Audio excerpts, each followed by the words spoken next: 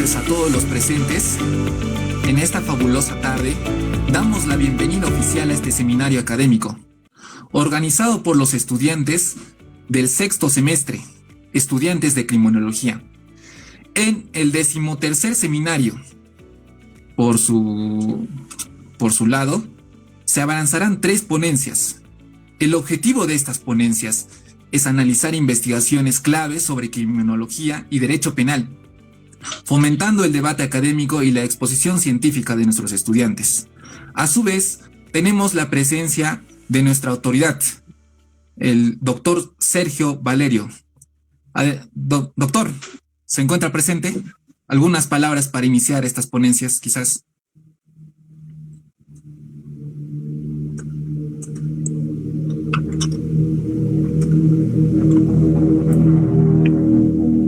Bueno, en su defecto, continuaremos con las palabras de nuestra compañera delegada, que ha organizado y se ha esmerado por organizar todo el evento, nuestra compañera Kaidel Juli Yanarico. Adelante, algunas palabras, compañera. Bien, buenas tardes con todos. Parece que hubo problemas con el señor decano. Por favor, se le agradecería que nos espere y que nos dé unas palabras finales a usted, señor decano, por interrupciones de la conexión de internet. Bien, mi nombre es Dina Kaidel Juli Yanarico. Muy buenas tardes con todos. Es un grato honor a darles la bienvenida a este evento académico que está siendo realizado por el sexto semestre Grupo A de la Escuela Profesional de Derecho de la Facultad de Ciencias Jurídicas y Políticas de la Universidad Nacional del Altiplano. Este evento es el 13º seminario de estudiantes en criminología, a la cual la hemos llegado a denominar Radiografía del Delito y Control Social en la Región Altiplánica. Está haciendo una perspectiva criminológica y empírica sobre la criminalidad funcional, familiar y comunitaria en Puno. Agradecemos la presencia de nuestro público a que nos está acompañando mediante Facebook, en transmisión en vivo, para de esta manera conocer el análisis y reflexionar la realidad criminológica de nuestra región que tenemos. La criminología, entendamos que no va a constituir una disciplina, constituye una disciplina fundamental que es interdisciplinaria, que nos ayuda a comprender el fenómeno criminal del delito de la persona quien está cometiendo el delito. De esta manera, también nosotros haciendo este evento académico generamos propuestas orientadas a la prevención, al fortalecimiento de las instituciones y a la construcción de una sociedad más segura y justa. El objetivo, como ya lo ha mencionado el compañero Edward, pues es difundir los resultados de las investigaciones formativas desarrolladas por los estudiantes de sexto semestre en el curso de criminología. De esta manera hacemos un intercambio de conocimientos y aportamos evidencias científicas sobre diversos fenómenos delictivos que van a afectar a nuestra región. Esta va a ser dividida por tres ponentes que nos van a representar en esta oportunidad, que nos van a hablar sobre los mecanismos de control social frente a la violencia familiar en las comunidades de Yuco y Carata, el perfil criminológico del infractor por omisión de asistencia familiar en la ciudad de Puno y los mecanismos, el delito de peculado y su incidencia en nuestra región.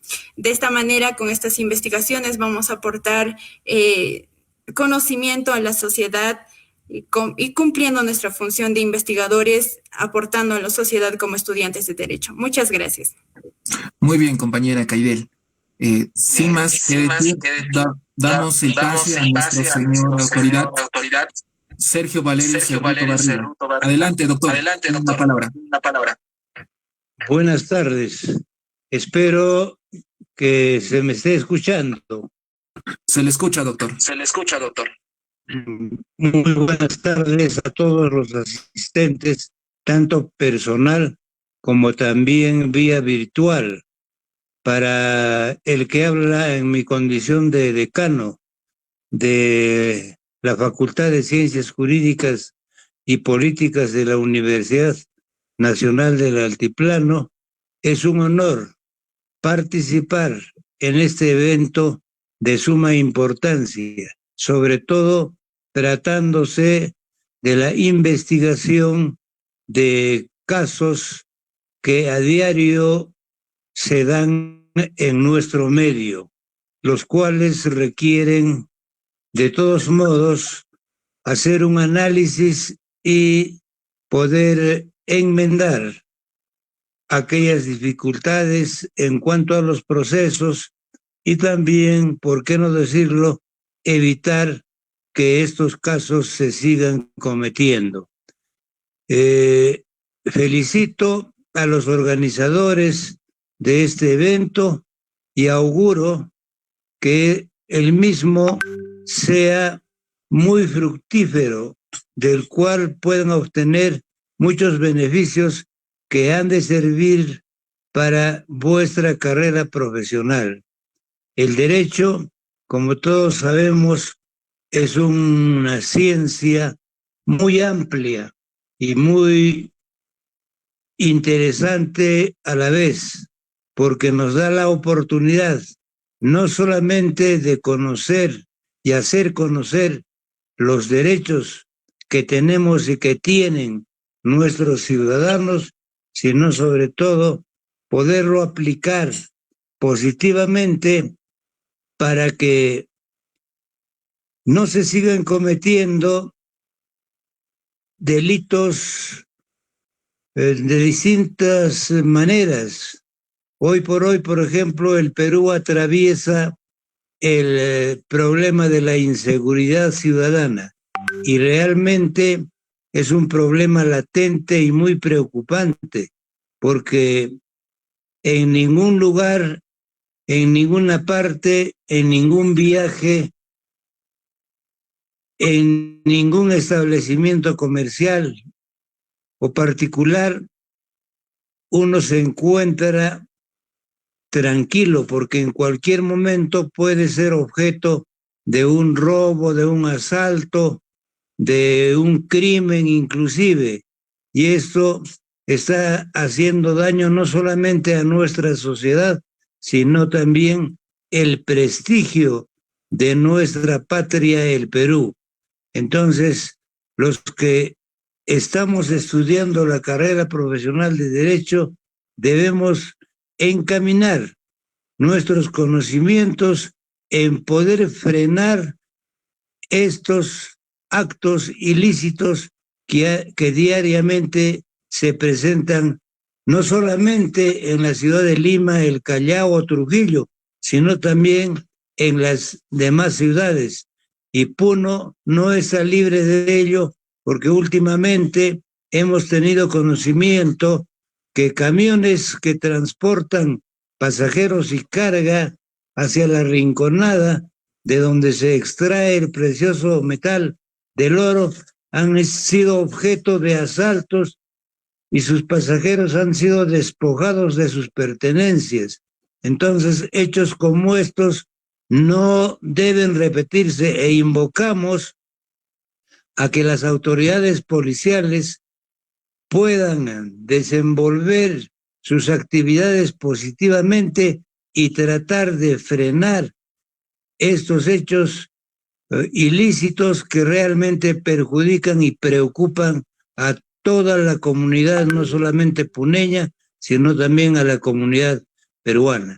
Yo pienso que en este certamen ustedes van a analizar diferentes puntos y van a exponer los aspectos investigados por no solamente por estudiantes, sino también con la colaboración de muchos docentes que están considerados dentro de las relaciones de el Vicerrectorado de Investigación. Entonces, el éxito de esta actividad está ya descontada y lo único que les pido es que todos ustedes, los participantes, pongan vuestra atención en todos los temas que han de desarrollarse y de ese modo hagamos que este seminario sea un éxito.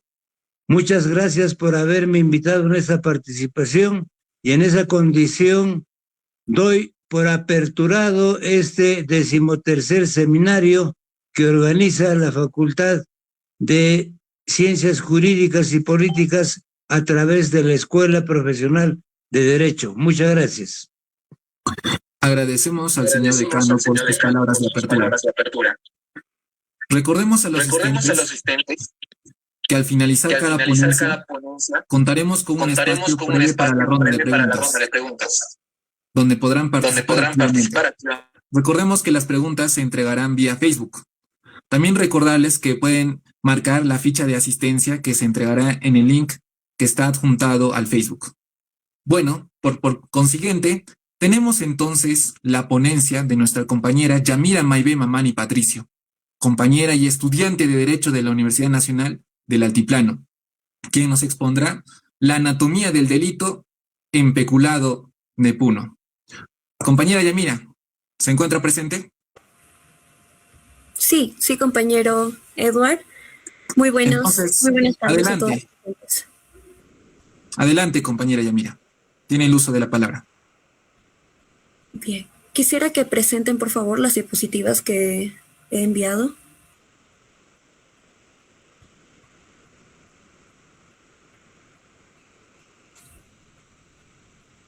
Bien. Primero, muy buenas tardes a todo el público oyente. El día de hoy me enorgullece primeramente presentar este tema en el cual nosotros como grupo nos hemos esforzado primero al conseguir los datos, al poder analizarlos y de esa manera también interpretarlos y sacar conclusiones y reflexiones. El tema, el que voy a abarcar, es el estudio de la incidencia y características criminológicas de delito de peculado en Puno durante el periodo 2024 al 2026. Este trabajo no solo ha sido realizado por mi persona, sino también por los estudiantes Butrón Catachura Catherine Milagros, Anco Javier Ludi Jocelyn, Suazaca Quispe Caleb Daniel y Vilca Rojas Diego Abelardo. Un equipo que ha estado trabajando durante todo el semestre, el periodo académico del sexto semestre, para poder obtener dicha información y de esa manera analizarla y presentar hoy aquí con ustedes nuestros resultados. Siguiente, por favor.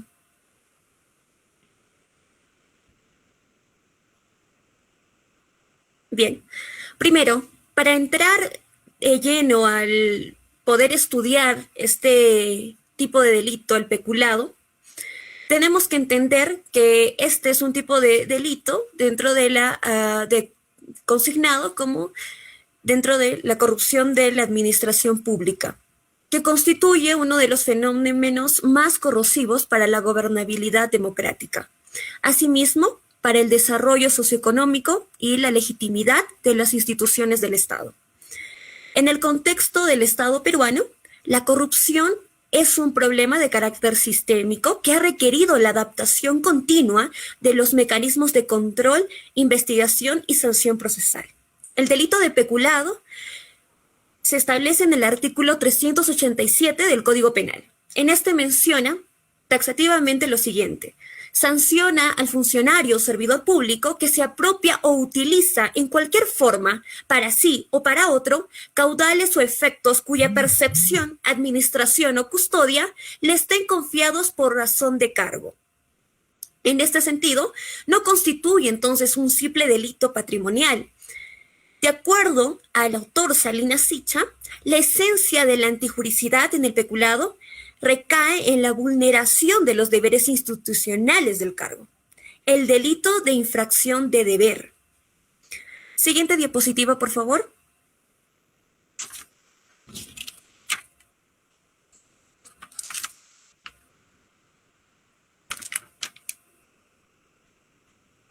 Siguiente, por favor.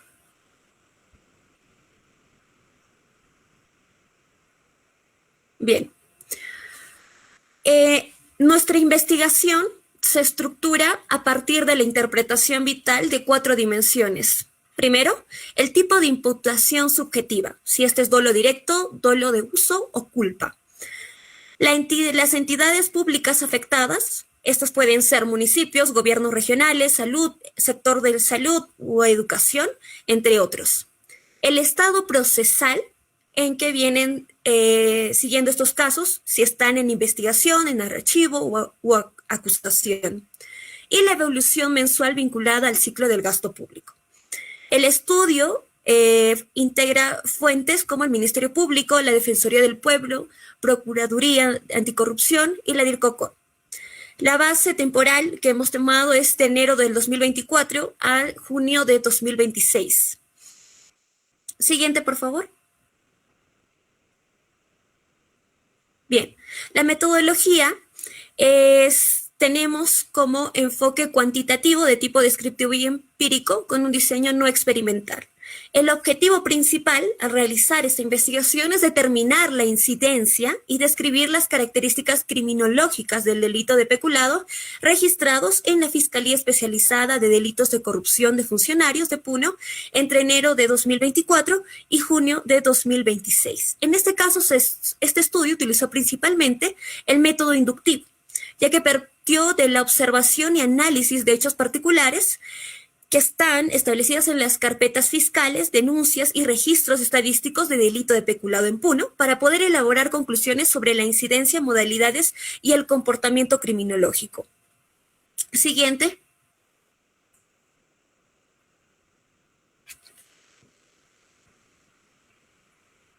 Bien.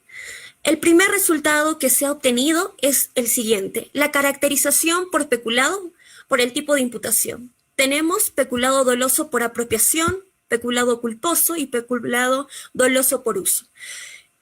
El diagrama que ustedes ven aquí es a partir de los casos que se han hallado dentro de las carpetas fiscales desde el año 2024 hasta el 2026, hasta junio. En total, podemos visualizar que corresponden al peculado doloso por apropiación con 108 casos, el 58.06%. Este es el que predomina más, el peculado doloso por apropiación. En segundo lugar, tenemos el peculado culposo con 42 casos y finalmente el peculado doloso por uso, que representa el 19.35%, que son 36 casos. En este caso podemos apreciar que el peculado doloso es cuando el funcionario servidor público tiene los fondos o bienes bajo su custodia o administración y con mala intención, es decir, con dolo, decide quedárselos para beneficio propio o de un tercero. Es de alguna manera un robo directo y planificado. En el caso del culposo, en el cual tenemos 42 casos, ocurre cuando el funcionario no tiene la intención de robar, pero actúa con una negligencia grave o descuido inexcusable, permitiendo que otra persona robe, pierda o destruya los bienes del Estado que él está obligado a cuidar. Y finalmente tenemos al peculado de uso, el que corresponde en el tercer lugar, cual representa el 19.35%. Se da cuando el funcionario no se apropia del bien, ni permite que le roben para siempre, pero lo usa temporalmente para fines particulares o ajenos a la función pública, devolviéndolo después. Entonces la ley lo sanciona porque está usando recursos del Estado para su beneficio personal.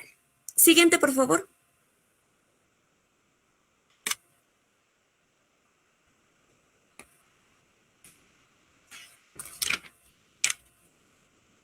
Bien, el segundo hallazgo constituye en el objetivo 3 que teníamos la distribución institucional de la vulnerabilidad penal, es decir, qué sectores están siendo vulnerables. En este caso, la distribución institucional del peculado en Puno muestra que la administración municipal concentra el 78.5% de la incidencia delictiva.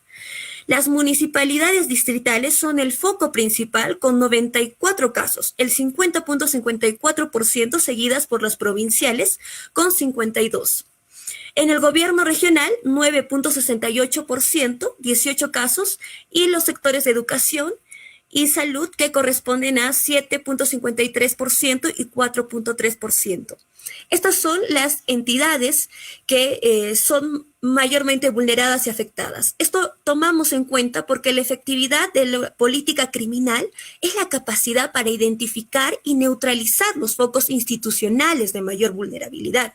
Entonces, los podemos entender a partir de estos resultados que el desvío de recursos se evidencia no solo en el gobierno nacional, sino también subnacional. incluso en los municipios, los cuales son los mayores, en los mayores casos donde se ha presentado estos tipos de delito, siguiendo por el gobierno regional, por los sectores de educación y salud.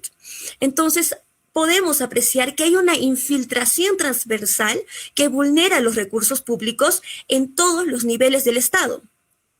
Siguiente, por favor.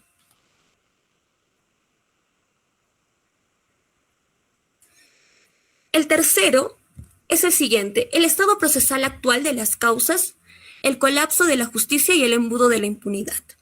En este caso, visualizamos en la caracterización criminológica del peculado.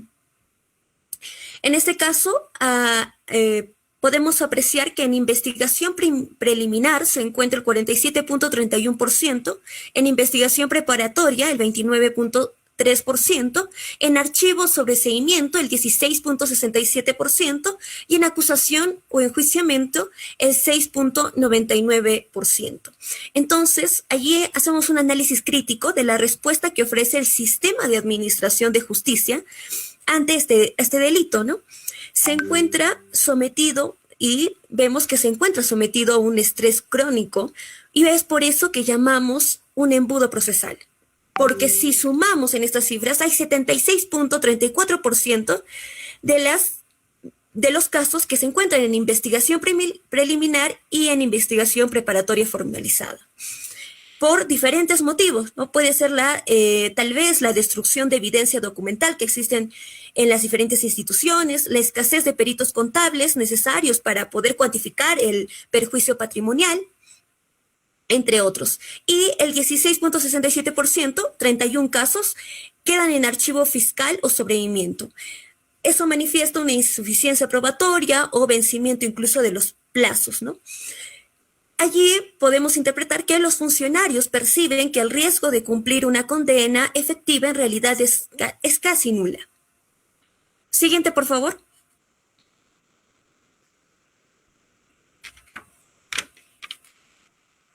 Bien.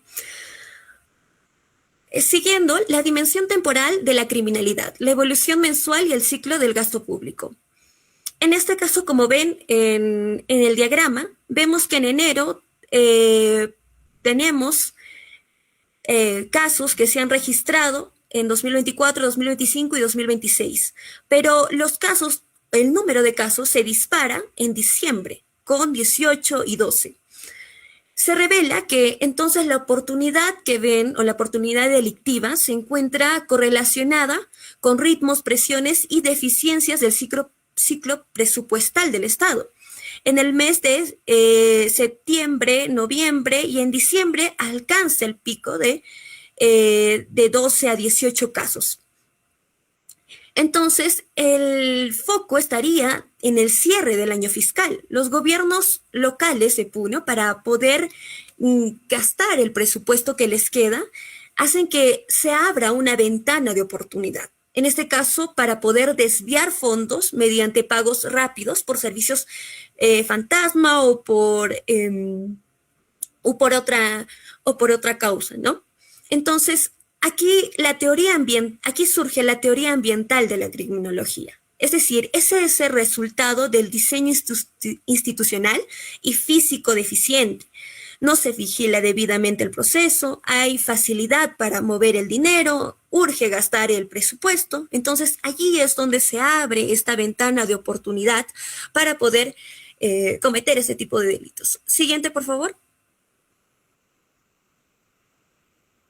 Para que nuestra investigación tenga un mayor respaldo, también mediante el acceso a la información pública obtuvimos los datos de la DIRCOCOR de Puno acerca de las denuncias de este. Al ser analizadas por nosotros, tenemos el siguiente resultado. La distribución total de denuncias por tipo de peculado en enero y junio del 2026. En este caso, el peculado de uso tiene 5 casos y el peculado doloso y culposo 46 casos, que forma el 90.2%. Entonces, allí se marca una simetría en la región de Puno, el cual también se correlaciona con con los principales resultados que habíamos obtenido de la Fiscalía acerca de los casos que estaban teniendo a partir del 2024 al 2026 hasta junio. Siguiente, por favor.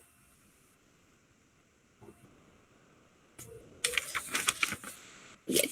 Y siguiendo, tenemos la tendencia y distribución del peculado en Puno, análisis de los datos de DIRCOCOR de enero y junio del 2026. En este caso también el peculado doloso y culposo. Tenemos en enero peculado de uso, el que está de color verde, y vemos que en marzo el peculado doloso y culposo en denuncias en la DIRCOCOR también se dispara. Entonces, esto podemos interpretarlo, coincidirlo con las PIAs, que son el presupuesto institucional de apertura, y las primeras contrataciones que se hacen. Entonces, el peculado en la región responde de forma tal vez predecible a los propios ciclos financieros del Estado. Siguiente.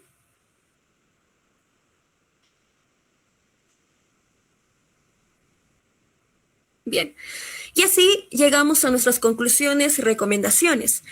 En el primero, el predominio del peculado doloso y premeditado. En este caso hemos visto tanto las denuncias en la DIRCOCOR y como los casos en la Fiscalía, ambos han tenido un gran porcentaje en el peculado doloso. La recomendación es la siguiente: el Ministerio Público debe enfocar sus estrategias de investigación en desarticular redes criminales organizadas dentro de las entidades públicas, priorizando la persecución del peculado doloso por apropiación frente a las faltas menores. El segundo, que tenemos la vulnerabilidad crítica en los gobiernos locales, que son las municipalidades. En este caso hemos visto que ha tenido concentra el 78.5% de la incidencia delictiva regional, ¿no? La recomendación es que los gobiernos locales de Puno deben profesionalizar sus áreas de logística, administración, tesorería, mediante concursos públicos transparentes, implementando además sistemas de control interno automatizados y filtros independientes que eviten la simplemente contratación o el personal que esté dentro de las municipalidades por mera política, ¿no? Tercero, el ciclo presupuestal como motor estacional de la corrupción, ¿no? La criminalidad funcional en Puno sigue de forma predecible a los ciclos financieros del Estado, como hemos visto, tanto en finales de año, que son en diciembre, y también en marzo, donde se dan, por ejemplo, las PIAs, que es el presupuesto institucional de apertura. Las recomendaciones son las oficinas de control institucional, las OSIs y los equipos de auditoría preventiva deben intensificar la fiscalización estricta precisamente en los periodos críticos de arranque, que son el primer trimestre, y así poder neutralizar las ventanas de oportunidad para poder que se cometen estos delitos. Y cuarto es el embudo procesal e impunidad estructural, ¿no? De acuerdo a los gráficos que hemos sacado acerca de en qué proceso se encuentran estos casos, y la recomendación que tenemos es el Poder Judicial y el Ministerio Público deben dotar mayores recursos logísticos y peritos contables a las Fiscalías Anticorrupción de Puno, agilizando los plazos procesales y mejorando la calidad de las pericias técnicas para evitar que los casos prescriben o que queden impunes. Siguiente, por favor. Bien, con esto he finalizado mi exposición, sin antes mencionarles que tenemos un dashboard que hemos creado por parte del equipo de trabajo, el equipo estudiantil de trabajo, el cual ustedes pueden entrar y verificar todos los datos que he estado mencionándoles a lo largo de la exposición, tanto de los casos de la Fiscalía encontrados como también de las denuncias que han sido remitidas por parte de la DIRCOCOR hacia nuestro equipo. Si ustedes desean ver el dashboard, pueden apretar escanear el código que está aquí y poder visualizarlo de mejor manera. Muchas gracias, eso ha sido todo por mi persona. Muchas gracias, compañera. Con esto damos por finalizada la primera ponencia de la compañera Yamira Maibé Mamani Patricio, que tuvo como título de su ponencia de Anatomía del delito de peculado en Puno, factores criminológicos y radiografía empírica en su incidencia. Con esta nos damos cuenta de que hay una gran importancia de tocar temas que quizá podamos tenerlos por aisladas, pero aquí nos damos cuenta que son muy importantes. Ahora pasemos a las preguntas de nuestro público que está presente. La primera que es, sabiendo que la DIRCOR es una institución sumamente restrictiva y hermética con sus estadísticas internas, ¿cómo se lograron conseguir y validar esos datos para la investigación? Creo que esta es una pregunta más para el grupo. Bien, sí, contamos con esta información, nos hemos dirigido como equipo de trabajo también a la DIRCOCOR presencialmente, sin embargo, no hemos obtenido oficialmente esos datos, pero lo hemos podido conseguir gracias al acceso a la información pública, que es una herramienta que nos ayuda a nosotros como ciudadanos, como estudiantes, a poder conocer más de esas instituciones públicas y los datos que manejan. Entonces, yo incluso puedo invocar a todos los estudiantes o personas que puedan hacer uso de este acceso de información pública y enviar sus solicitudes a las diferentes instituciones para poder hacer un análisis de este y poder también así sacar una interpretación y también desarrollar este tipo de trabajo como lo venimos haciendo nosotros.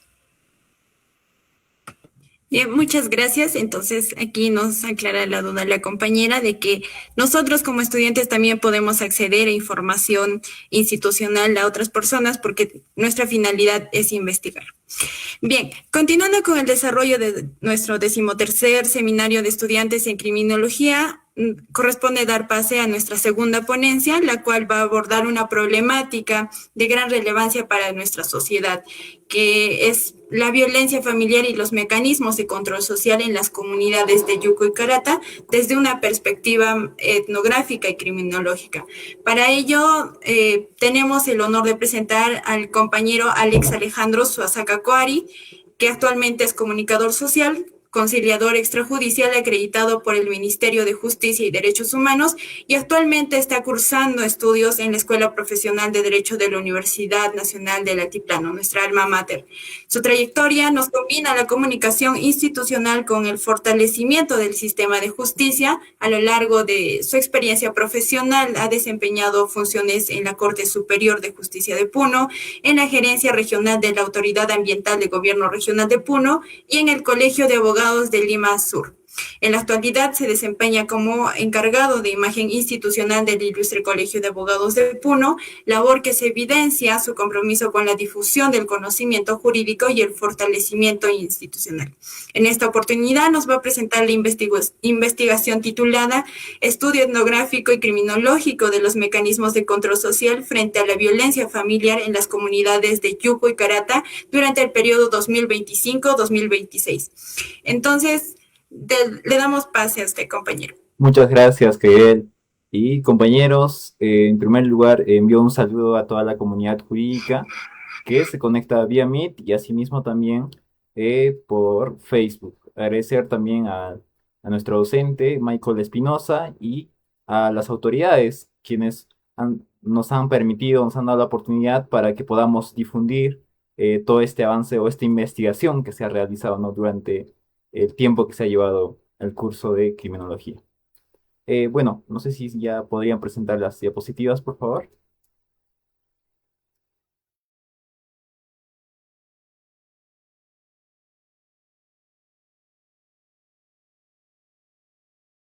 Sí, acá a pantalla completa, por favor.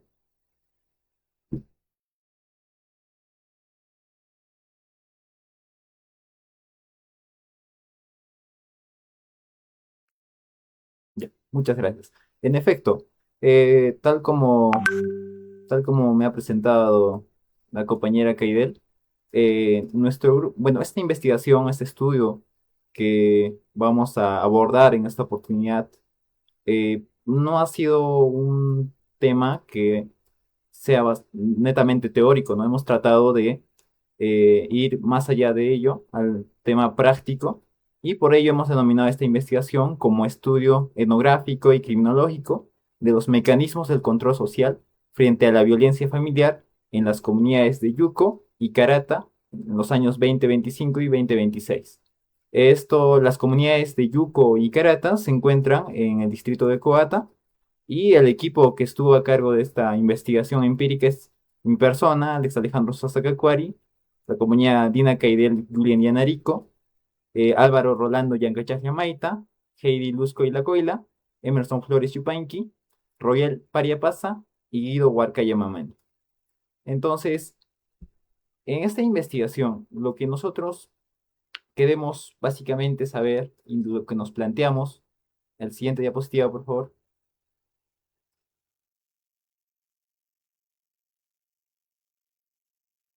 es básicamente cómo es que el control social en estas comunidades hace de que la violencia pueda, en primer lugar, que las personas quienes pueden realizar dicha violencia se inhiben de hacerlo, ¿no? Se inhiben de hacerlo. Y por otra parte también, en caso de que estas personas, después de realizar la violencia, puede ser psicológica, puede ser física, y bueno, hasta ahora también se habla de la violencia económica, incluso. Entonces, si las personas que realizan eso, las comunidades tanto de Karata y Yuko, ¿qué mecanismos plantean o qué mecanismos o cuáles son los pasos o protocolos en los cuales las personas víctimas de esa violencia acuden? Entonces, nosotros, bueno, tomando en cuenta de que la región Puno en el año 2025 se han reportado 5.000 casos de violencia familiar. 5.000, esto registrado, bueno, en el Programa Nacional Aurora.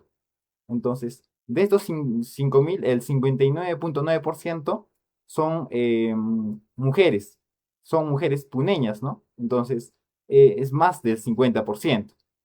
Ahora, si vamos específicamente a las comunidades, en las áreas rurales, otra cifra del 2016 a 2020, el 22.1% de mujeres alguna vez ha sido víctima de violencia. Entonces, las comunidades tanto de Karata y Yuco están en una zona rural. Entonces, podría decirse que también están dentro de esa población. Ahora, siguiente diapositiva, por favor.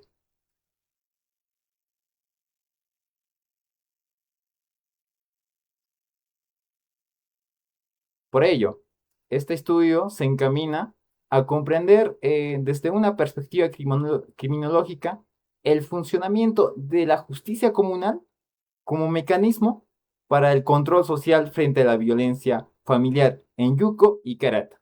Al momento de plantearnos este objetivo, nos preguntamos, ¿cómo hacemos para poder recabar la información? Porque bien, entendemos de que las mujeres quienes sufren violencia, no todas denuncian, no todas ellas reportan. Entonces no hay una base, podría decirse, que pueda darnos esa información. Entonces, nosotros para ver si realmente hay esos casos en esas comunidades, hemos acudido a actores clave que se encargan de la solución de los conflictos de violencia familiar, tanto en las comunidades ya mencionadas. ¿Y quiénes son esos actores clave? En primer lugar, tenemos a los tenientes, tenemos a los tenientes que, bueno, se le asigna por una forma podría decirse, de confianza, ¿no? De confianza y que son respetados, ¿no? En esos lugares. Asimismo, también tenemos a los jueces de paz, que, bueno, si bien teniendo en cuenta la ley 29824, la ley de justicia de paz, indica de que los jueces de paz tienen la labor conciliadora, pero en casos de violencia familiar no tienen, o sea, esa competencia. Entonces, pero acá hay una situación en donde los comuneros o comuneras víctimas de violencia ven a los jueces de paz con respeto, con confianza y tratan de solucionar sus problemas ahí, porque ellos claramente conocen que la norma les prohíbe y los jueces de paz, por una situación quizás de compromiso, tratan de solucionar, ¿no? Entonces, eso es básicamente lo que se va a proyectar en los resultados. Continuemos, por favor.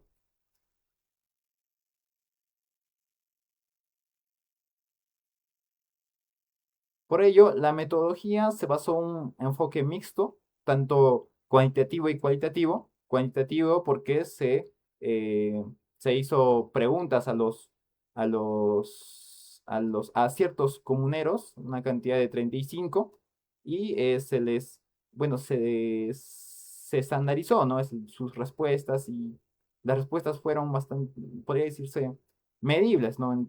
Cuantitativamente y asimismo cualitativamente porque se hizo entrevistas semiestructuradas a estos actores clave que les había indicado, ¿no? Que son los jueces de paz, tenemos también al encargado de Demuna, tenemos también a la Policía Nacional del Perú y asimismo también a los tenientes. Entonces, ellos han sido los actores claves dentro de este estudio, ¿no? Y su alcance es descriptivo e interpretativo con diseño no experimental, de corte transversal. Analizamos hechos en su contexto natural y sin manipular las variables, ¿no? Continuamos.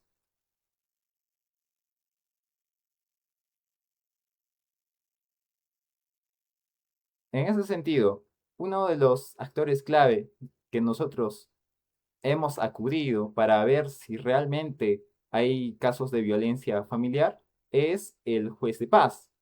El juez de paz, en este caso, nos encontramos con el juez de paz del distrito de Coata, que tiene bajo su competencia y también en su jurisdicción a la comunidad campesina de Yuco. Entonces, él ha sido uno de los primeros, una de nuestras primeras fuentes en caso de lo que es el, el estudio, ¿no? De violencia familiar y sus casos. Siguiente fotografía, por favor.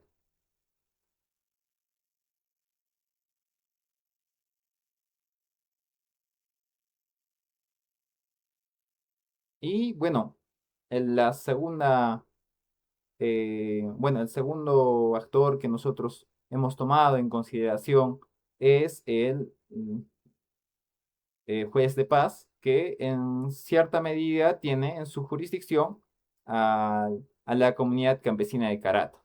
Entonces, se ha hecho también consulta a los comuneros, a las poblaciones de esas comunidades para poder recabar esta información. Siguiente, por favor.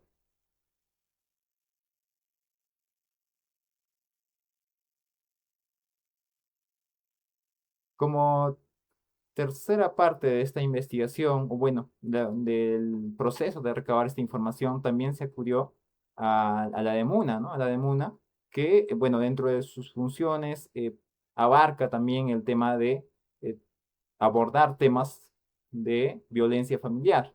Entonces, también se le ha hecho una entrevista semiestructurada en la que, bueno, se van a presentar más adelante los resultados. Siguiente, por favor.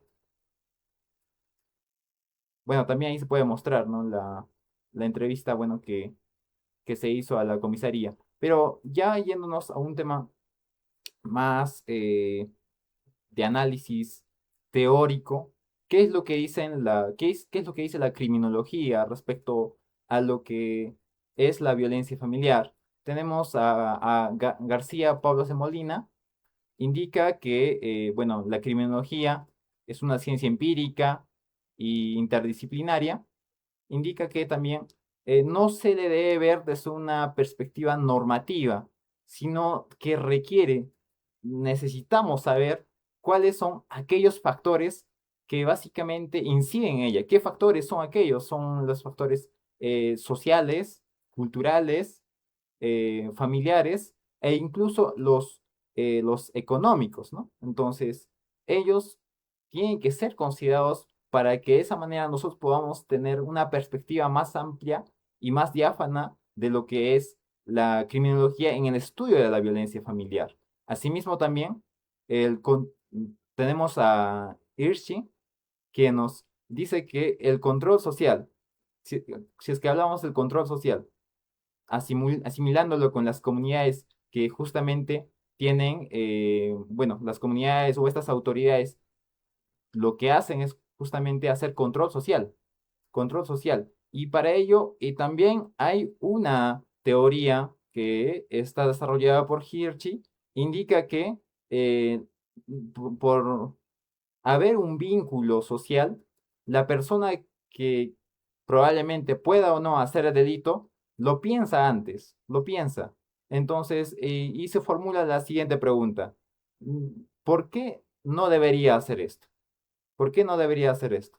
Entonces, eh, ante esa relación que hay dentro de esa sociedad, podría ser una comunidad también, entonces lo que hace la persona antes de hacer alguna violencia física, psíquica o económica, lo que realiza es básicamente pensarlo, ¿no? Pensarlo, lo piensa, pero en base al vínculo que tiene con la comunidad.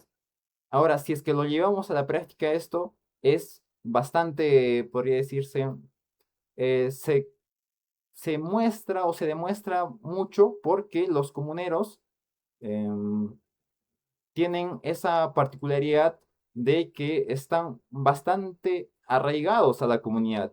Quien está fuera de la comunidad está fuera del círculo social del cual siempre ha estado, ¿no? Entonces es como un destierro, básicamente. Entonces, el control social básicamente se manifiesta de esa forma. Entonces, no solamente ahí, también el control social es un control también familiar. Entonces es bastante tradicional, pero que a la larga también, bueno, muchas veces constituye, ¿no?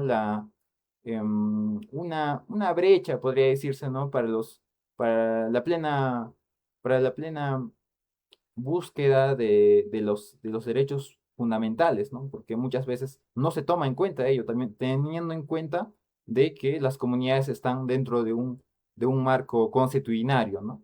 Siguiente diapositiva.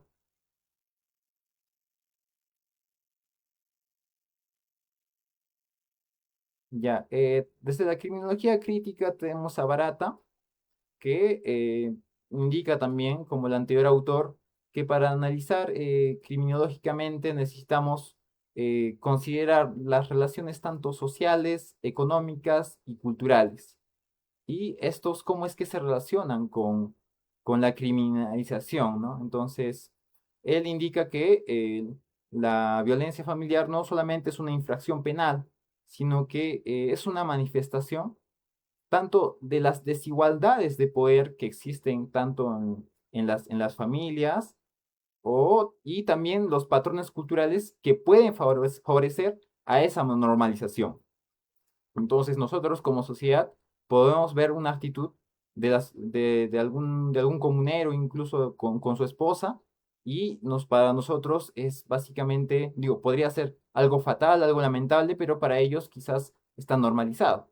O viceversa, nosotros tener algo ya casi normalizado y ellos verlo como si fuera algo malo, ¿no? Entre comillas. Entonces, esos factores básicamente están entrelazados, eh, se concatenan, por ejemplo, con la dependencia económica, el temor a la desintegración familiar, la presión social que puede tener la comunidad para que las, las, las víctimas puedan denunciar esos hechos de violencia. Entonces, de esta manera quizás se podría explicar cómo es que no hay un registro como tal, ¿no? de violencia y, bueno, y que se siga dando quizás en una lista negra. Continuemos, por favor.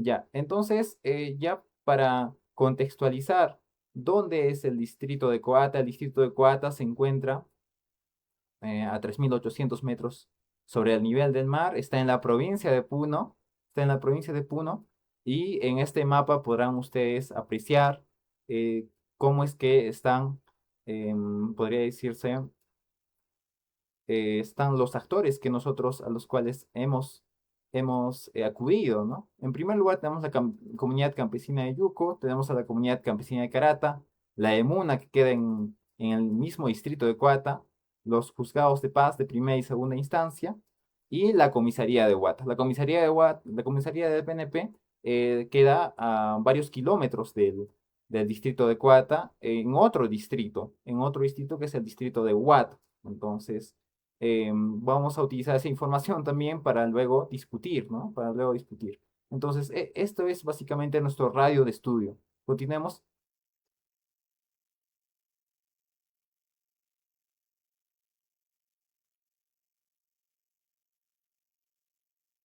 Siguiente diapositiva, por favor.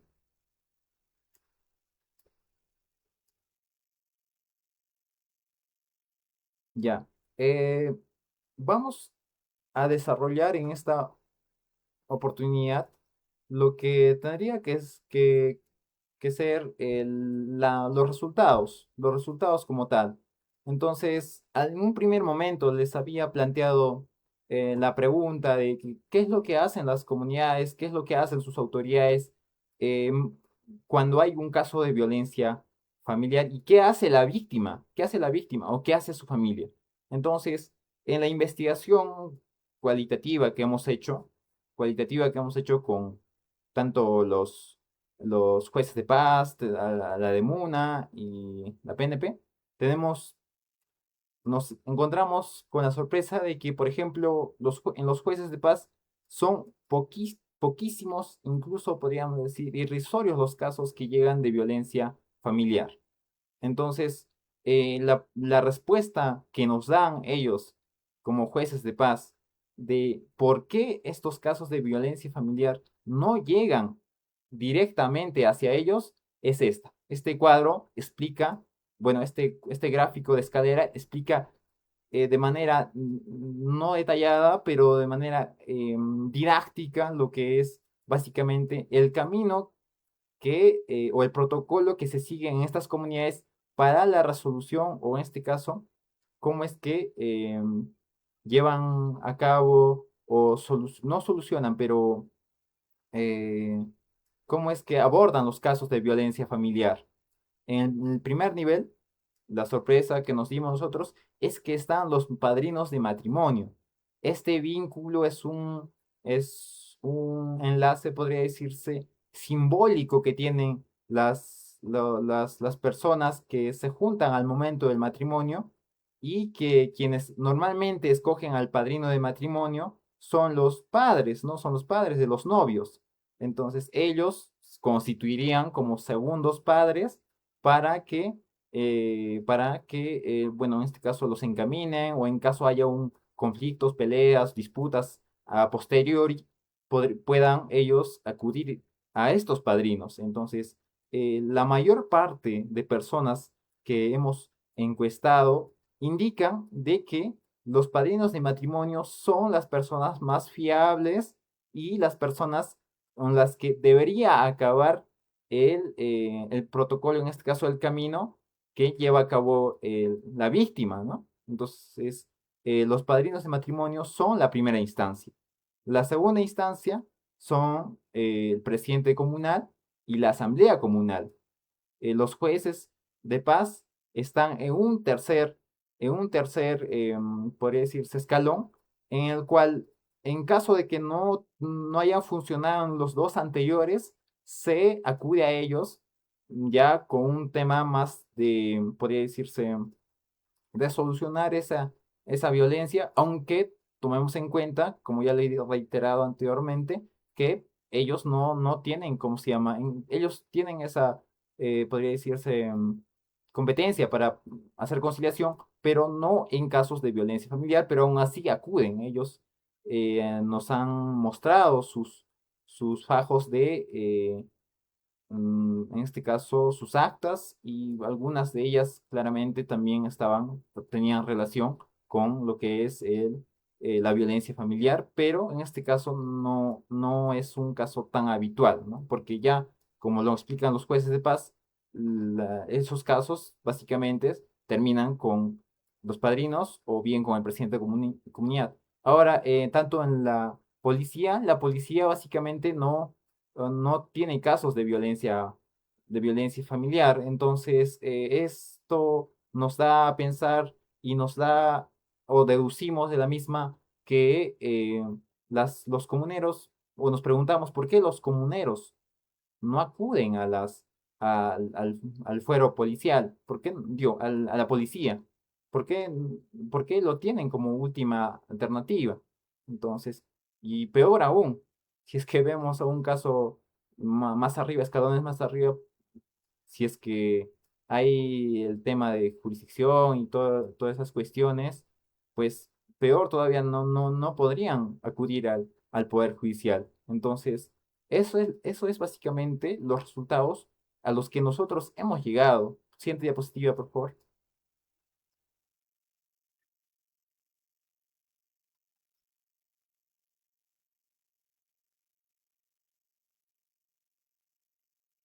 Ya. Entonces, los resultados que tenemos es que el 63% bueno, de todas las personas que hemos encuestado de estas comunidades, indican que, bueno, el, tratan básicamente de acudir a la justicia comunal de manera más preponderante, ¿no? Más preponderante. Entonces, ellos acuden a esta instancia porque no quieren llegar a lo que ellos denominan juicio, ¿no? Ellos el juicio, bueno, hablamos del proceso judicial como es juicio, ¿no? Los toman en cuenta como si fuera algo grave, y pues ellos, obviamente, como son de comunidad, ellos no tienen los recursos necesarios para poder tener un abogado, sopesar lo que es un proceso judicial larísimo. Entonces, ellos son más prácticos, ¿no? Son más prácticos y tratan de concluir los casos de violencia familiar dentro de la familia, dentro de personas como son los, los padrinos, ¿no? Y ellos tienen básicamente esa labor, ¿no? Esa labor que no es que no es taxativa, ¿no? Que no está escrito en ningún lugar, es algo que ya la comunidad lo tiene, ¿no? Presente simbólicamente, simbólicamente. Entonces, ellos no acuden al Poder Judicial para poder ver esos casos. Y con eso también respondería al tema de por qué no acuden a la policía. No acuden a la policía porque básicamente, como indican los jueces de paz y algunos comuneros, los policías los derivan directamente ¿cómo se llama? Al Poder Judicial. Entonces, ellos con ese temor ya no van a la policía, son escasos los casos, ¿no? Entonces, ahora, ahora bien, otra cuestión muy importante para poder analizar esto, siguiente, por favor.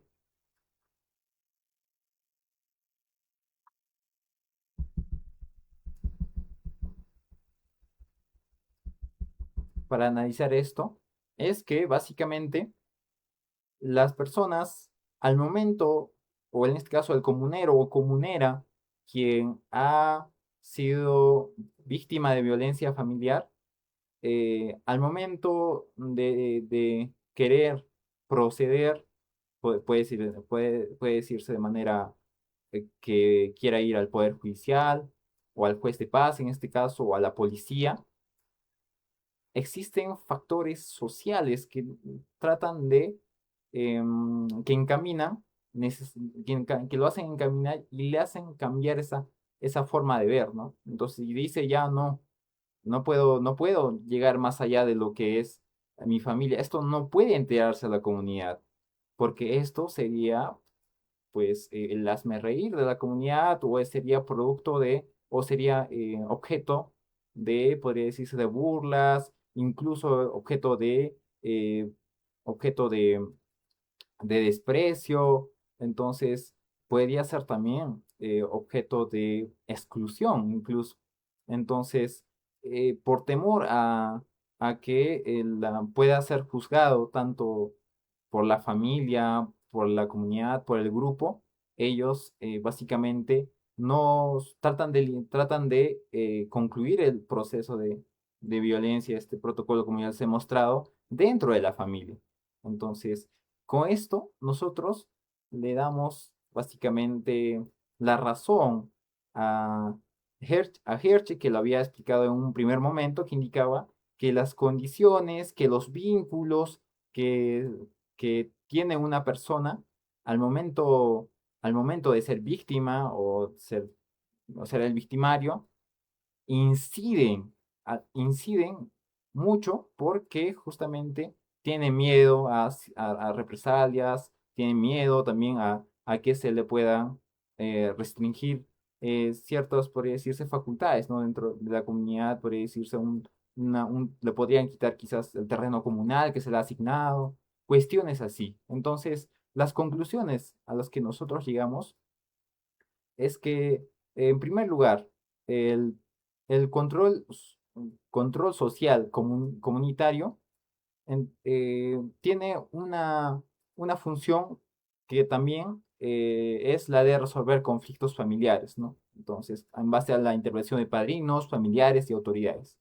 Ahora, determinamos que los mecanismos tradicionales de conciliación buscan preservar la armonía y la dignidad familiar. Sin embargo, los casos de violencia familiar pueden retrasar o impedir el acceso oportuno a la justicia.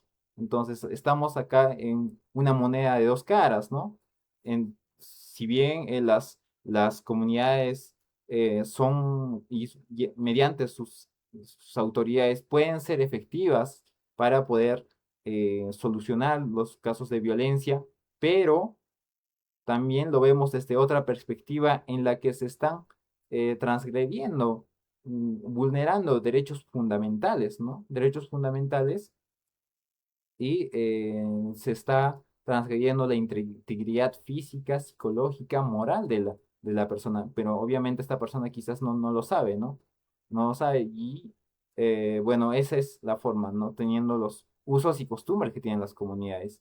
Ahora, hemos encontrado también las barreras culturales, el mismo hecho del pensamiento que se tiene de que tanto, bueno, podría decirse de que las mujeres no denuncian bastante porque justamente tienen más derechos. Eso es lo que nos dijo un juez de paz. Tiene más derechos y el hombre, porque no tiene derechos, por eso trata de desfogar esa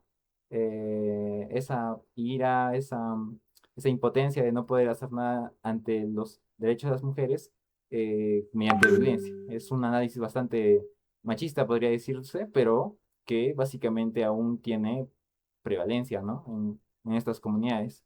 También hay barreras económicas, geográficas, porque en la misma comisaría de Guata se encuentra, podría decirse, a una distancia considerable del distrito de Coata. Entonces, más vale, le conviene a la víctima acudir a los padrinos o familiares que al policía que se encuentra a varios kilómetros y encima que lo que puede llevar el proceso a un proceso judicial, ¿no? Entonces, ello limita, ¿no? Limita los derechos y asimismo también la denuncia formal, ¿no? Entonces, por ello nosotros explicamos de que esa es la razón por la cual no se registran, ¿no? Casos de violencia por las autoridades competentes, porque, bueno, tanto el juez y la policía no tienen información sobre ello. Ahora, hay una débil articulación, ¿no? Entre las autoridades comunales, los jueces de paz y las instituciones encargadas de la protección de las víctimas. Y esto, básicamente, lo que genera es que hay dificulta la respuesta integral frente a la violencia. Y finalmente concluimos de que la elevada participación de mecanismos de comunitarios explica el incremento podría explicar, ¿no? El incremento de la cifra que no se conoce, pero que existe, ¿no? Que existe. Y nosotros recomendamos fortalecer la coordinación entre las autoridades comunales, los jueces de paz, la Policía Nacional de Muna y el Ministerio Público, ¿no? Respetando, obviamente, dentro del pluralismo jurídico, las prácticas culturales de esas comunidades, pero a su vez garantizando la protección activa de las víctimas conforme a la ley 3036-4. Muchas gracias. Gracias, compañero Alex. En efecto, las comunidades campesinas, la vivencia es otra. Y quizá nos negamos, pero en la realidad de la ciudadanía es distinta. Ahora, vamos a hacer llevar a las preguntas que nos están haciendo al Facebook, compañero Alex. Eh, la primera pregunta es de nuestro compañero. ¿Qué factores limitan o fortalecen el control social en la prevención de violencia familiar en ambas comunidades? Compañero Alex. Sí. ¿Qué factores inciden en el Sí, control social? Bueno, ya lo expliqué, ya lo había explicado, pero no está de más explicarlo una vez más. Son factores culturales, en primer lugar. La comunidad incide dentro de sus comuneros, porque la comunidad es uno y el comunero es parte de la comunidad. Entonces, debido a ello, la comunidad, como saben, tiene sus propios principios, sigue algunos principios, y esos principios, en casos sean socavados, sean vulnerados, la persona quien hace la acción violenta puede pensarlo antes de hacerlo. O sea, la comunidad establece ciertos, eh, podría decirse, ciertas reglas. Y esas reglas son las que hacen de que las personas no cometan estos casos de violencia. Y asimismo también ese es desde un aspecto, desde un punto cultural, pero si lo vemos desde un punto, podría decirse, económico, también, también, y desde una perspectiva moral, ellos podrían estar sujetos al, a la boca, podría decirse así, ¿no? De los demás comuneros, quienes podrían decir, no, pucha, no, perdón, esto es lo que podrían decir de mí si es que denuncio, o si es que hago esto, van a decir esto de mí. Entonces, ello es lo que podría considerarse, ¿no? Como los factores que inciden en el control social. Ahora, también en el control económico, pues tanto la familia, al momento de quizás repartirse los terrenos, cuestiones así, o hacer actividades, podría excluirlos, ¿no? Podría excluirlos tanto de las actividades económicas familiares de los cuales son parte. Entonces, ello también constituye un factor bastante importante, es muy importante porque básicamente los comuneros, como sabemos, se dedican a la agricultura, a la ganadería, y el mismo hecho de que la comunidad o los familiares traten de que, bueno, expropien al comunero de ciertos derechos que les ha sido dados, entonces básicamente constituye una forma también de control eh, que podría mitigar o en este caso podría mitigar o bien eh, castigar, ¿no? Castigar en casos, ¿no? de violencia familiar. claro, excelente respuesta, compañero. Nos hacen llegar una pregunta más. Desde la perspectiva de la criminología crítica, ¿cómo podemos interpretar el hecho de que numerosos casos de violencia comunal se mantengan al margen del sistema de justicia formal? Compañero Alex. ¿Podría repetirme la pregunta, por favor? La última parte. Sí. ¿Cómo podemos interpretar el hecho de que numerosos casos de violencia comunal se mantengan al margen del sistema de justicia formal? Como sabemos, nuestro Estado, eh, dentro del ordenamiento jurídico, el, las, el pluralismo jurídico es básicamente que se respetan, ¿no? Los usos y costumbres de las comunidades, ¿no? Pero hay un pleno casatorio que se me viene a la mente, pero que no recuerdo el número, que indica de que los usos y costumbres que podrían tener las comunidades no podrían sobrevenir o en este caso socavar o vulnerar derechos fundamentales, ¿no? Entonces, es una perspectiva poco conocida, ¿no? Eh, eso, tomando en cuenta ello, podemos diferenciar, ¿no? Diferenciar o concluir, por ejemplo, lo que dice Raúl Eugenio Zaffaroni, ¿no? Que sostiene que el poder punitivo del Estado es bastante selectiva, ¿no? Es selectiva. Entonces, lo que hablamos, si es que hablamos de la criminología crítica, lo que hablaba Alessandro Barata, complementa que esto es una construcción social. Entonces, esta construcción social que habla Barata es básicamente una influencia de las relaciones de poder que existen básicamente en la sociedad. Entonces, los planteamientos de la criminología crítica nos permiten, ¿no? Analizar las razones eh, por las cuales hay numerosos casos, ¿no? De violencia familiar y estos permanecen fuera del sistema formal, recayendo la respuesta inicial en las autoridades tradicionales. Concluyo diciendo que si bien las autoridades podrían solucionar esos conflictos, podrían tener una ruta más corta para los casos de violencia familiar, pero quizás viendo también la proyección que se tiene a futuro, tarde o temprano el tema de la justicia ordinaria va a tener que llegar a las comunidades, va a tener que llegar a las comunidades para que de esta manera se uniformice, ¿no? El acceso o en este caso los derechos fundamentales, sin que esto, como lo había indicado, pueda interferir en sus usos y costumbres. Claro, compañero, lo que se busca es el equilibrio de todas maneras. Gracias, compañero Alex Alejandro, por tu ponencia. Ha sido una excelentísima ponencia. Ahora, sin más dilación, daremos pase al siguiente título y al siguiente ponente. Perfil criminológico del infractor por omisión de asistencia familiar. Tenemos al ponente Alfredo Giancarlos Condori Torres, estudiante de Derecho, como no, de la Universidad Nacional del Altiplano.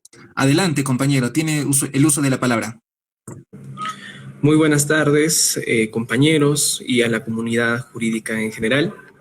El día de hoy, pues como ya lo ha hecho mención el moderador, es mi turno de poder explicarles o comentarles al menos de manera preliminar, ya que comentarles de manera mucho más completa podría implicar un desarrollo mucho más amplio que podría acarrear unas horas, ¿no? de sesión, lo cual evidentemente vamos a intentar concretarlo de una manera mucho más rápida, pero sobre todo mencionando lo más importante.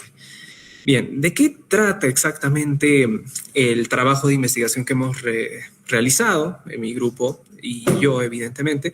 Es sobre la omisión de la asistencia familiar, ¿no? Estos casos en los que usualmente vamos a ver en la presentación de esta investigación, que son varones los que terminan dejando en desamparo a sus hijos sin pasarles la pensión de alimento, ¿no? Y muchas veces esto no solamente ocasiona un perjuicio económico a la familia misma que ya se había constituido, sino que genera un perjuicio emocional que termina pues afectando al niño, no solamente en ámbitos generales, como podría ser la compra de sus útiles, etcétera, sino más allá de eso. Pero claro que lo que hemos buscado es analizar ciertos casos que se han dado en nuestra ciudad de Puno, más específicamente en la región, porque es la población a la cual nosotros queremos hacer alusión durante los años del 2024 al año 2026. Es por eso que además vamos a evaluar cuál es la eficacia que han tenido las medidas penales, ya que estos casos se tramitan dentro de procesos penales en los juzgados de la ciudad de Puno. Bien, como podemos observar, tenemos una pequeña frase acá. Cuando las cifras hablan y el panorama de la omisión en la asistencia familiar en Puno. Queremos quiero presentar de manera muy rápida a los pertenecientes de este grupo que hemos trabajado arduamente para poder recolectar esta información que, aunque no sea muy extensa, al menos nos va a dar luces sobre cómo se da este caso en la región de Puno. Bien, primero quiero explicarles de manera mucho más sucinta el resumen o de qué trata este caso. Ya anteriormente les había dicho cuál es lo que vamos a tratar.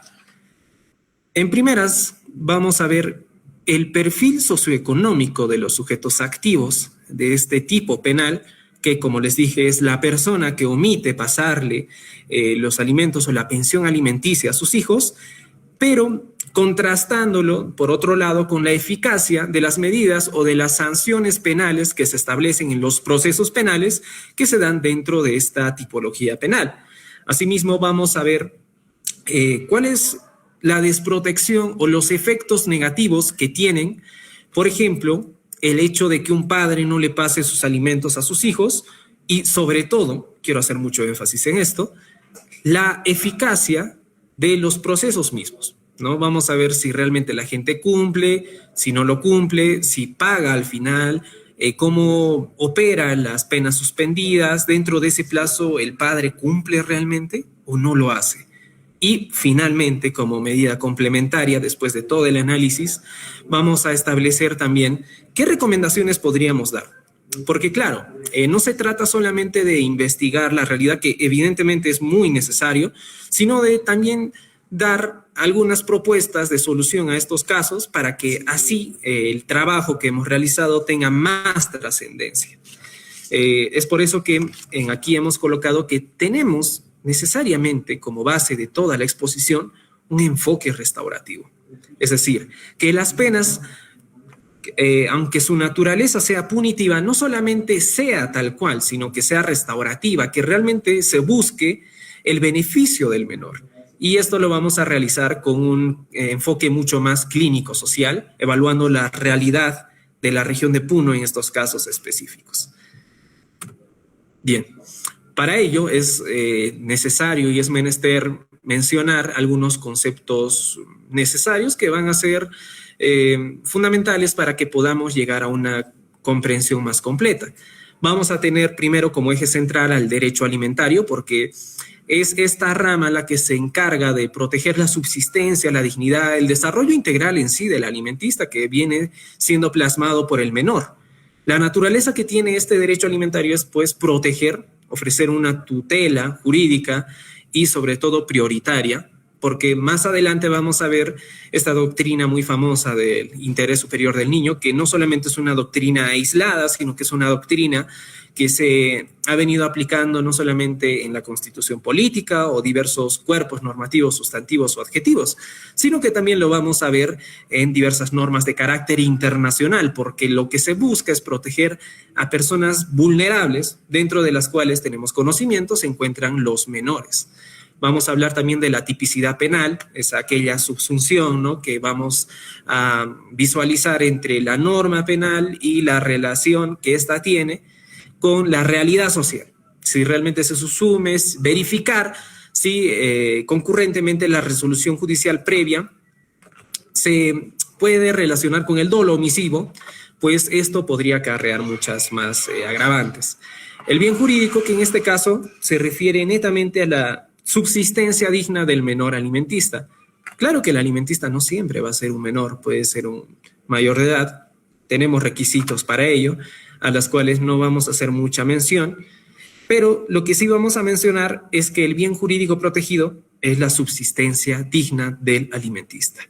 Veremos también temas como la capacidad económica, la criminología, que como ciencia central que nos ha ayudado a nosotros como grupo de poder efectuar esta investigación, ya ha sido mencionada también por los anteriores ponentes. Asimismo, vamos a tener la victimología, porque si bien es cierto que estamos haciendo alusión al sujeto activo, también queremos ver qué nivel de daño se produce al alimentista de manera directa, el impacto que genera. ¿Cómo es que este alimentista queda después de todos estos hechos? ¿Realmente podrá restaurarse a la situación jurídica inicial?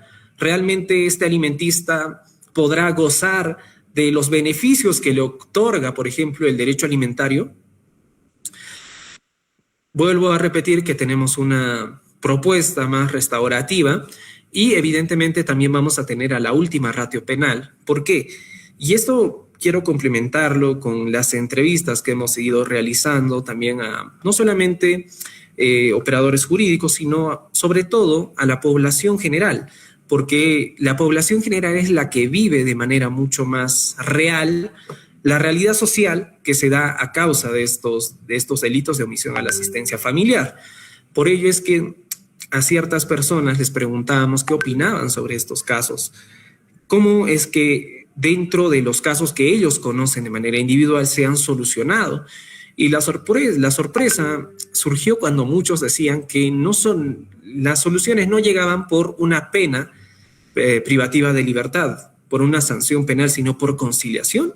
Es decir, tanto el padre, que es, digamos, el sujeto activo más reiterado, llega a un acuerdo con la madre o con el apoderado del alimentista, con el alimentista mismo.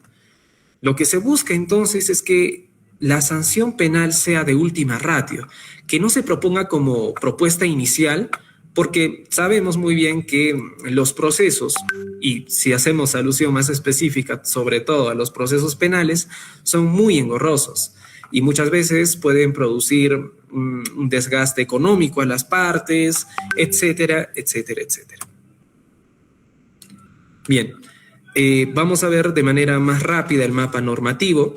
Evidentemente teníamos que mencionar al bloque constitucional en primer plano, ya que es la norma suprema.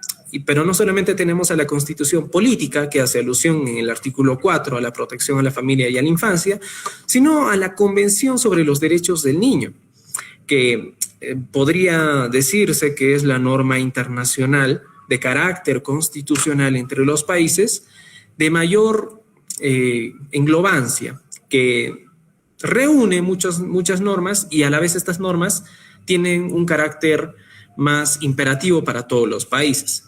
La base civil, tenemos el derecho civil, el derecho de familia, tenemos el proceso penal, la ejecución y la presión complementaria también se encuentran aquí. Pero si nos queremos ir a un apartado más doctrinario, vamos a encontrar al interés superior del niño, ¿no? Que es aquella prioridad absoluta y material de protección jurídica en toda decisión que sea emitida por cualquier operador jurídico que sea en pro del menor o del alimentista en este caso. Vamos a ver una vez más a la última ratio y la violencia económica. Esto es muy interesante de mencionar porque la omisión a la asistencia familiar puede llegar a considerarse también una violencia económica. ¿Cómo así? Si es que el padre no pasa la pensión alimentista al alimentista propiamente dicho, vamos a ver que se produce lo que se llama la violencia económica. ¿Por qué? Porque le estamos generando un perjuicio. Es decir, no solamente existe la violencia física, sino también la violencia económica en estos casos. Es por ello que es necesario evaluar el contexto general de las relaciones de poder, las dinámicas de control y la privación deliberada de recursos como método de coacción hacia la madre por parte del padre, que es el que concurre a realizar la omisión a la asistencia familiar. De manera también rápida vamos a mencionar qué metodología hemos usado para poder llegar a los resultados subsiguientes que también los vamos a desarrollar. Primero vamos a decir que hemos usado un método general inductivo, ya que hemos llegado a un análisis de lo particular a lo general. Lo particular está plasmado en los 36 expedientes o casos que hemos visto sobre esta materia y lo general ya más de un análisis sistemático entre estas 36, tomando como base que esta va a ser una idea general de lo que sucede en otros casos que no hemos llegado a revisar evidentemente. Vamos a usar un estudio de casos múltiples porque vamos a ver que mientras que en algunos casos la eficacia de las medidas penales sí se ven, en otros casos no hay eficacia. O peor, en otros casos que son nulas, encontramos eficacia alta, nula y baja. Y las nulas no son pocas, lo cual resulta muy preocupante. Hemos usado un análisis de entrevistas en el sentido de que hemos intentado analizar sistemáticamente la información documental y recoger de manera más directa las experiencias que tienen las personas, la gente de a pie, como los operadores jurídicos, sobre estos casos en específico. Hemos usado instrumentos de análisis documental y cuestionario para poder plasmar toda esa información que estamos obteniendo gracias a las técnicas en un instrumento propiamente dicho, para poder así presentarles una información mucho más ordenada y sistematizada.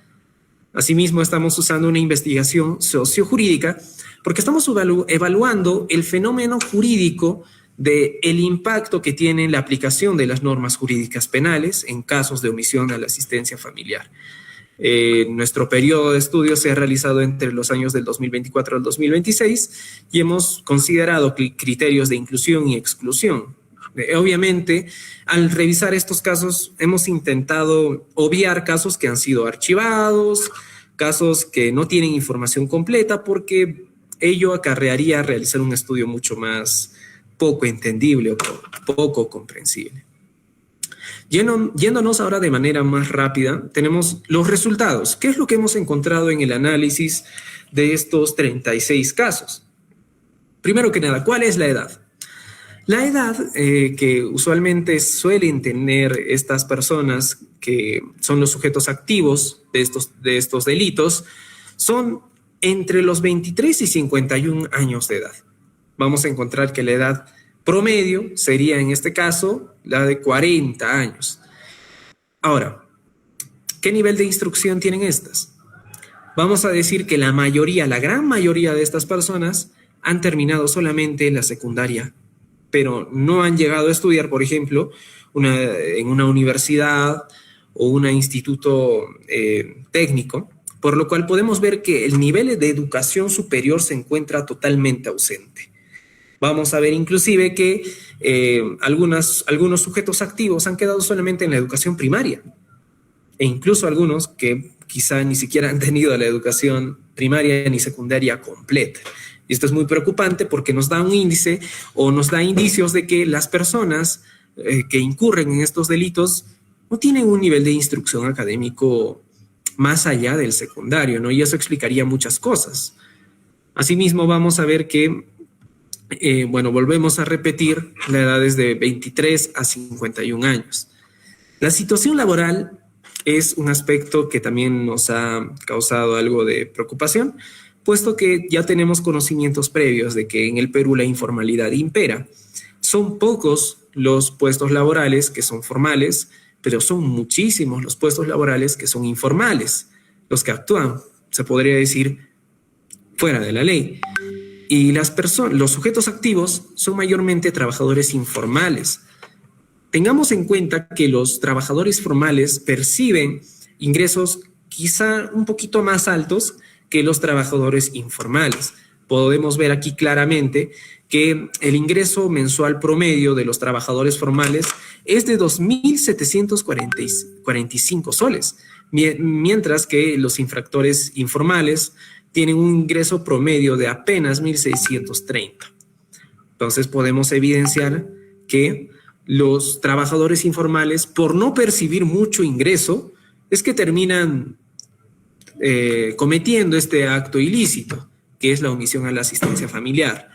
Ya veremos más adelante qué propuesta tenemos respecto a esto, porque, claro, si las personas, si los padres en estos casos no ganan mucho, también puede resultar un poco contraproducente exigirle que le pague más de su sueldo, porque eso le dejaría desamparado al padre mismo, ¿no? Claro que eso no de ninguna manera significa que intentamos justificar a los sujetos activos de este delito, pero estamos reconociendo qué factor o qué factores influyen generalmente para que estas personas sean propensas a convertirse en sujetos activos. Bien, vamos a ver acá la brecha económica. La brecha económica, les digo, que es la diferencia que existe entre la deuda que tiene el sujeto activo con lo que realmente ha depositado tras la condena. Lo que en teoría debería de dar con lo que ha dado. Y vamos a ver otro cambio rotundo acá. Los trabajadores formales han cumplido más. con las deudas que les han impuesto los jueces al momento de emitir su resolución. Mientras que los trabajadores informales, los sujetos activos informales, han incumplido menos.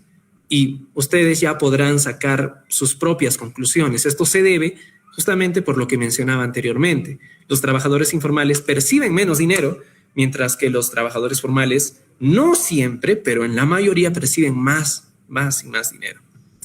En el cumplimiento, una cosa muy preocupante es que la tasa de eficacia es muy baja.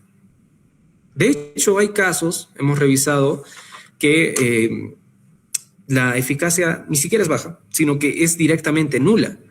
Los padres o la brecha económica es simplemente de la totalidad de lo que debía.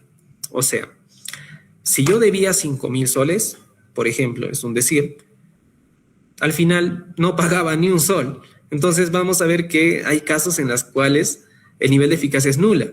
En otros casos es baja, media y alta, pero generalmente es nula, y esto es muy preocupante porque las medidas penales, las sanciones penales no logran solucionar estas problemáticas. Ahora, sabemos muy bien que las sanciones penales tienen este objetivo central de al menos retrotraer la situación al estado inicial o coaccionar al sujeto activo para que pueda lograr el resarcimiento del daño patrimonial que le ha causado a la víctima. Pero los datos que hemos proporcionado y que hemos analizado revelan lo contrario. Las medidas penales no están cumpliendo con su finalidad. Los padres no están pasando el dinero a sus hijos y ellos quedan desprotegidos porque las madres quizá no tienen tampoco la solvencia económica para poder brindarle el derecho más básico que tienen los niños, el derecho a la educación, o simplemente a los alimentos, a la ropa, a la vestimenta. Y esto es muy preocupante, porque ¿para qué tenemos entonces sanciones penales si no cumplen con su objetivo, con el espíritu que tienen en sí mismo?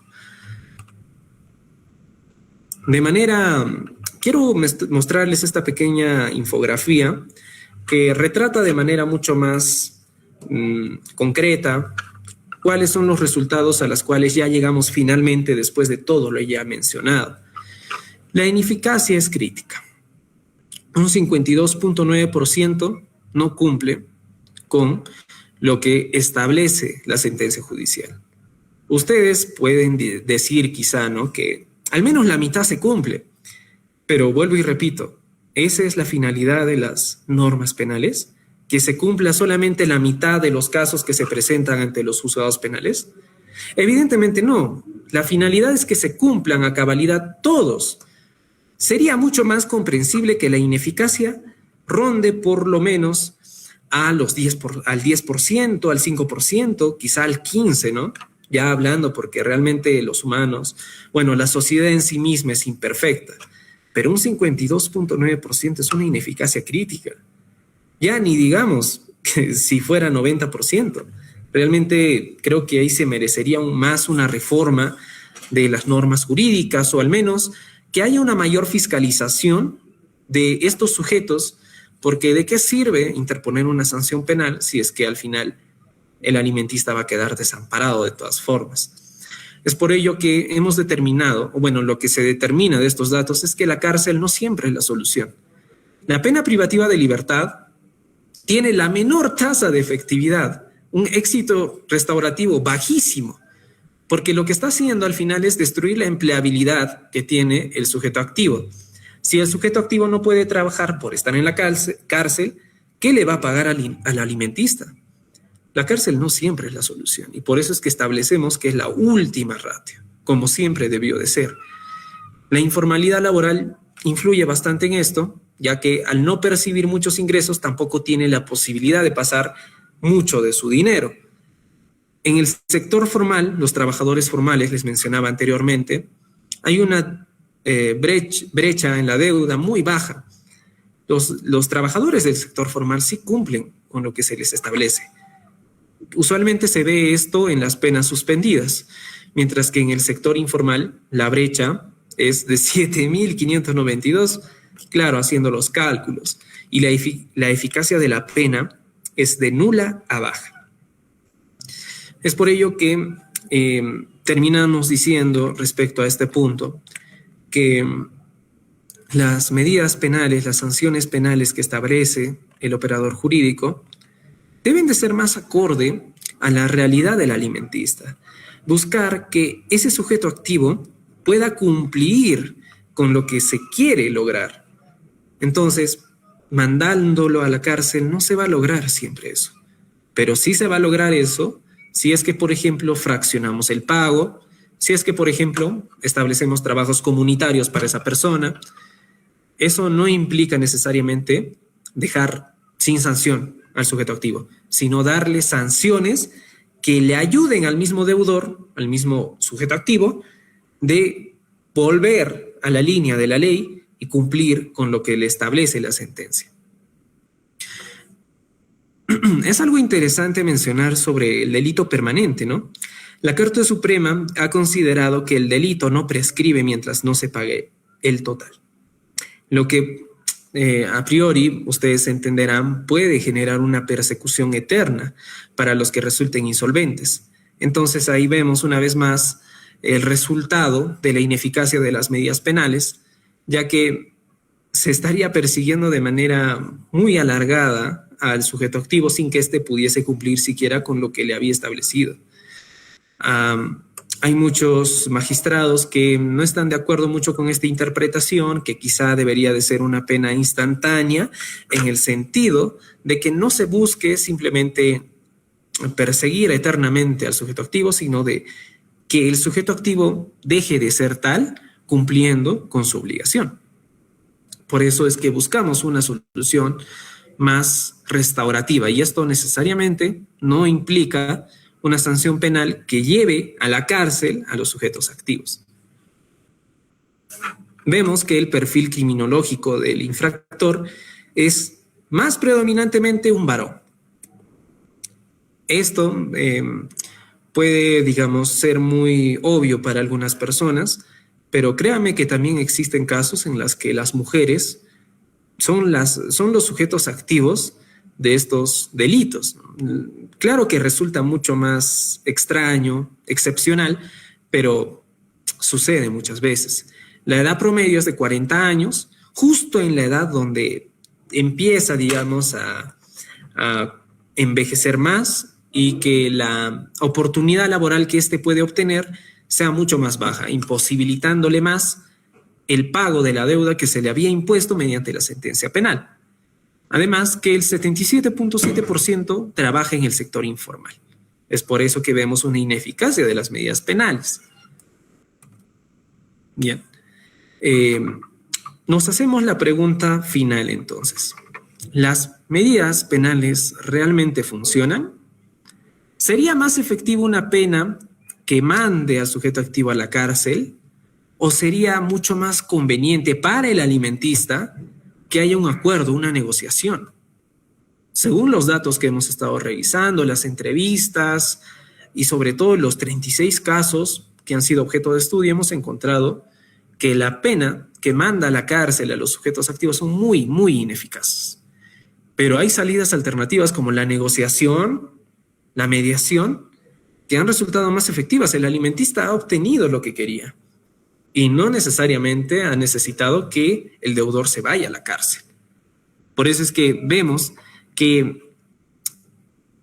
el enfoque restaurativo debería de ser el eje de la aplicación de los jueces al momento de evaluar estos casos, e inclusive debería de ser la base de toda la creación normativa que realizan los legisladores. Más negociación, que hayan más cronogramas de pago y menos prisión.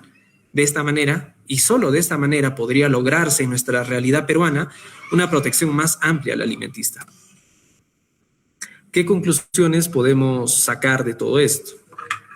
Lo que ya habíamos mencionado, que el patrón etario de la edad es de 22 a 51 años, la informalidad laboral impera, hay un sector formal muy bajo, pero ese sector formal bajo tiene una brecha económica muy baja, es decir, sí paga lo que se le impone, mientras que el sector informal evidentemente no lo hace, que hay un 52.9% de en ineficacia de las medidas penales, lo cual refleja la poca efectividad y el poco respeto al espíritu de las normas penales, y finalmente que el cumplimiento en casos, por ejemplo, de sentencias suspendidas también es muy, muy baja.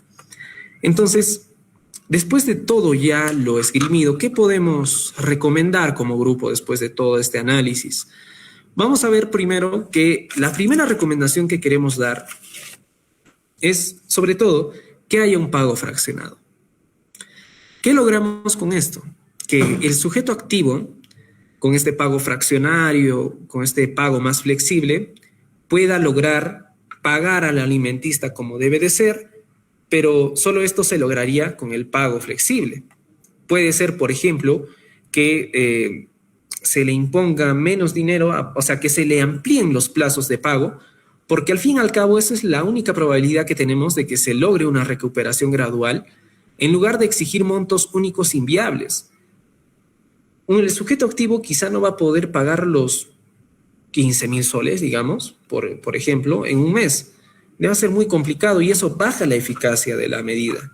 Pero si fraccionamos ese pago a, digamos, 1,000 durante un número determinado de meses, hay mucha más probabilidad de que el sujeto activo pueda cumplir con lo que se le ha establecido. La segunda recomendación que tenemos es que haya una fiscalización y un seguimiento mucho más riguroso a los sujetos activos en temas de penas suspendidas. Entendamos por penas suspendidas aquellas penas que se imponen que se le impone a un sujeto activo, pero que todavía no se ejecutan en ese mismo instante. Por eso mismo trae la denominación de suspendida.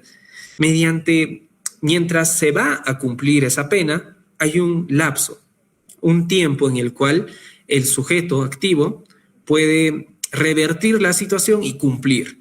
Entonces, ¿qué es lo que proponemos? Que en ese lapso, en ese tiempo, hay una mayor fiscalización al sujeto activo, no dejarlo simplemente desamparado y dejar que él cumpla como sea, ¿no? Sino que ver cómo es que éste trata de arreglar la situación, ver cómo éste trata de pagar al alimentista, ver cómo éste trata de llegar a una mejor empleabilidad, y esto solo se va a lograr con una fiscalización más rigurosa.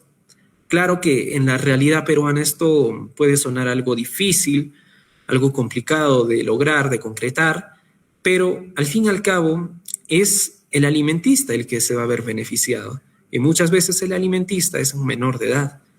¿Acaso el menor de edad no exige o no tiene la necesidad de que se logren concretar estas medidas?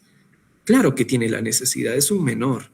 Y ese menor, aunque suene un poco repetitivo, es el futuro del país.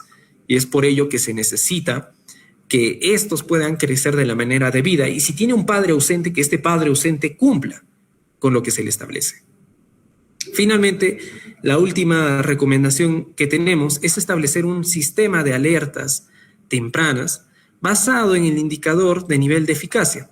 De esta forma vamos a focalizar recursos de cobranza que hemos visto en la mayoría de expedientes o casos en los cuales se ha evidenciado una eficacia muy baja o nula.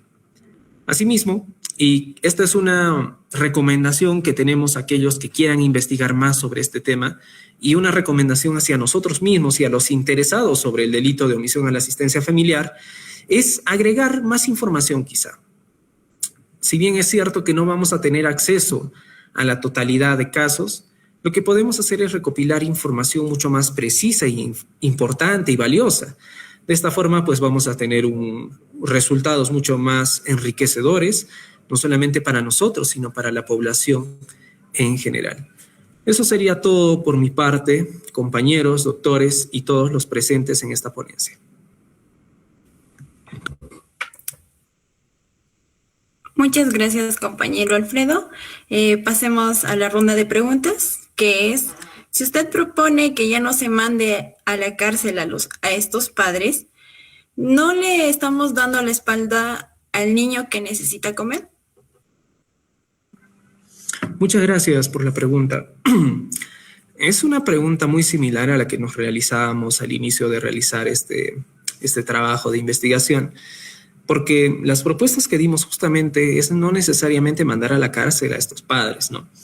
Pero desde un enfoque mucho más práctico, nos damos cuenta que realmente no resulta beneficioso, ojo, para el alimentista, que el padre, que el sujeto activo se vaya solamente a la cárcel, porque si se va a la cárcel no va a tener la posibilidad de tener oportunidades laborales, y si no tiene oportunidades laborales tampoco va a poder pagarle al alimentista.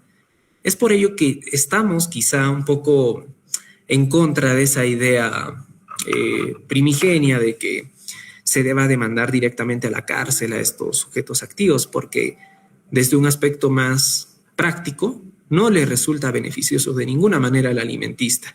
Solamente estando libre, y sobre todo, como lo mencioné en la segunda propuesta que teníamos, que esté bajo un mecanismo de seguimiento, solamente de esa forma vamos a poder garantizar de manera real, no solamente en sentencias, sino de manera real, que el alimentista salga beneficiado como debe de ser.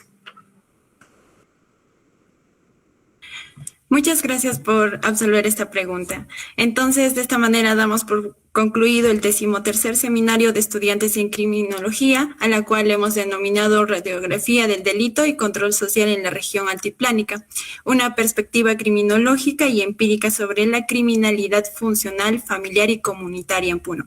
En nombre de los estudiantes del sexto semestre Grupo A de la Escuela Profesional de Derecho de la Universidad Nacional del Altiplano, expresamos nuestros más sinceros agradecimientos a nuestras autoridades docentes presentes que nos han acompañado y a nuestros ponentes, que fue el primer ponente, la compañera Yamira Maibé Mamani Patricio, el compañero Alex Alejandro Suazaca Coari, el compañero Alfredo Giancarlos Condori Torres, y también a todos los estudiantes, como también a todos los asistentes que nos han acompañado durante esta jornada.